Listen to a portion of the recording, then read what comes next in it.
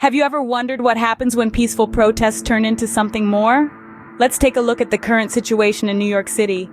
Protests have escalated to a point where safety and security have become major concerns. Mayor Eric Adams has shed some light on this, stating that the protests aren't just students expressing their views. There's an infusion of outside agitators, individuals with no direct connection to the issues at hand, but with an agenda to agitate and disrupt. The ripple effect of this unrest is palpable on campuses across the city. Students who should be engrossed in their studies and campus life are now enveloped in fear and unease. They're scared to walk on their own campus, a place that should be a haven for learning and growth.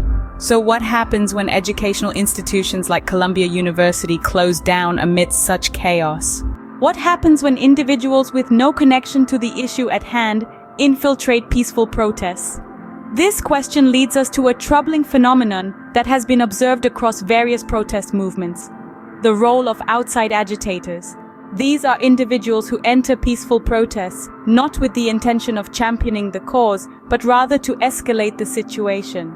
This escalation often manifests in the form of increased chaos, violence, and even destruction, causing a shift in focus from the issue at hand to the ensuing disorder. This behavior not only undermines the essence of peaceful protest, but also threatens the safety of the participants and the broader community. But what drives these outside agitators? The motivations can vary. Some might be driven by a desire to manipulate the narrative, to disrupt the protest, or even to incite violence for their own ends. In other instances, these agitators may be part of larger organized groups that coordinate their actions to amplify the chaos. This coordination is often sophisticated and well-planned, indicating a level of preparation and intent that goes beyond spontaneous action. It's not uncommon to see these agitators armed with identical equipment or using similar tactics, suggesting a level of uniformity that can only be achieved through careful planning and organization. What's more concerning is that the presence of these outside agitators can provoke a heavier response from law enforcement, leading to a further escalation of tension and conflict. This in turn can result in a cycle of violence that moves further away from the original intent of the protest, muddying the waters and complicating efforts to address the actual issue. But the question remains, who is funding these protests and how are they being coordinated? Unraveling this mystery is not easy. It requires thorough investigation to identify the sources of funding and the mechanisms of coordination. But it is a necessary step in preserving the sanctity of peaceful protest and ensuring that those who seek to hijack these movements for their own ends are held accountable. What is the impact of these protests on those tasked with maintaining peace and order?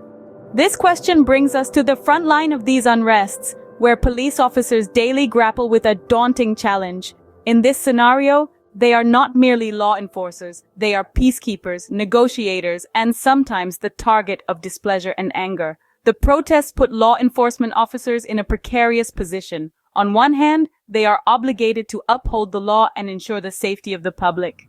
On the other hand, they must manage this task without infringing on the rights of the protesters. It's a delicate balance, one that requires precision, patience, and an unwavering commitment to duty. In the face of provocation, the pressure to act appropriately is immense. Every action is scrutinized, every movement recorded. The presence of cameras everywhere means that the police are under constant watch, a reality that can be both a safeguard and a source of stress. A single lapse can escalate tensions, amplify the unrest, and in worst-case scenarios, lead to injury or loss of life. But it's not just about managing the protests. The police are also embroiled in a complex investigation. Reports suggest that these protests aren't spontaneous or isolated events. Instead, they appear to be part of a larger coordinated effort, possibly with external funding. This investigation is a puzzle with numerous pieces, each one essential to understanding the full picture. It's a task that requires astute detective work, a keen understanding of the law, and a relentless pursuit of the truth. Despite these challenges, law enforcement officers have shown commendable restraint. They have demonstrated their commitment to maintaining peace, even in the face of adversity. But the question that looms is, how long can this last? Despite the difficulties, law enforcement continues to show respect and restraint, but how long can this last? Could there be more to these protests than meets the eye? As we delve deeper into the unrest sweeping through the streets of New York City, we can't help but consider the timing. With an upcoming election on the horizon, The political implications of these protests cannot be overlooked. Concerns are mounting that these demonstrations are not spontaneous expressions of discontent, but could be part of a larger orchestrated effort to influence the political climate. The question that lingers is, are these protests being manipulated for political gain? There's a growing unease that the genuine grievances of students and citizens are being hijacked by invisible hands, pulling the strings from the shadows. If this is indeed the case, the implications are profound. It would mean that the very essence of democracy, the right to peaceful protest, is being distorted and weaponized for political ends. Yet, it's not just about the potential political manipulation. The investigation into the funding of these protests further complicates the picture. If an outside group is found to be bankrolling these demonstrations, it could have severe consequences. Funding protests is not inherently illegal, but if the intention is to incite violence or disrupt public order, the law may have something to say about it. Moreover, the discovery of an external funder could lead to a public backlash, further fueling the unrest.